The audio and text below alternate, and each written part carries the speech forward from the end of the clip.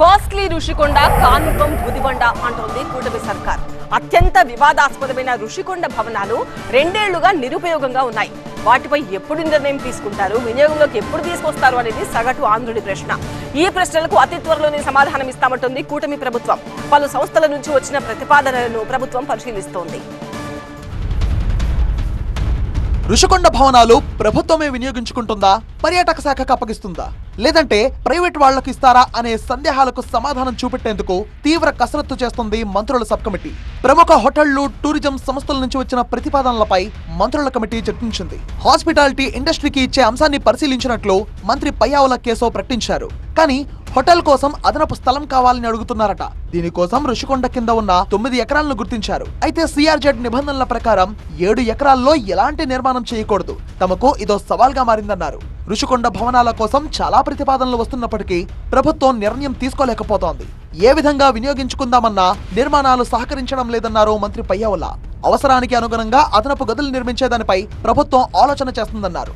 ఇంకొక 2 floors వేసుకుంటే అక్కడే ఒక 100 rooms 150 rooms ఏమన్నా తీసుకురాగలిగితే, సో అడిషనల్ ల్యాండ్ లేకపోయినా ఆ ఉన్న ల్యాండ్లోనే మనం ఒక బ్యూటిఫుల్ హోటల్ని క్రియేట్ చేయగలిగితే మొత్తం ఉపయోగంలోకి వస్తాయి.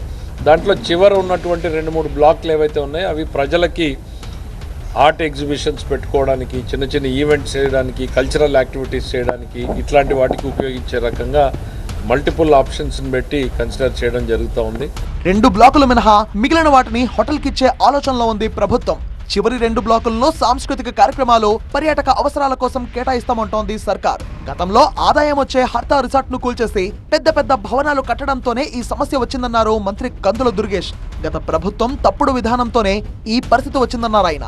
ఏది ఏమైనా అతి త్వరలోనే ప్రభుత్వ నిర్ణయం ఉంటుందని ప్రకటించారు ఆయన. తప్పనిసరిగా తొందరలోనే దానికి పరిష్కారం తీసుకొస్తాం. కానీ సుఖంగా ఉన్నటువంటి దాన్ని అనవసరంగా మాకు అవి పడగొట్టి ఆదాయాన్ని పోగొట్టినటువంటి ఆ దుర్మార్గ విధానాన్ని మాత్రం ఇవాళ కూడా మాకు చాలా ఇబ్బంది కలుగుతూ ఉంది.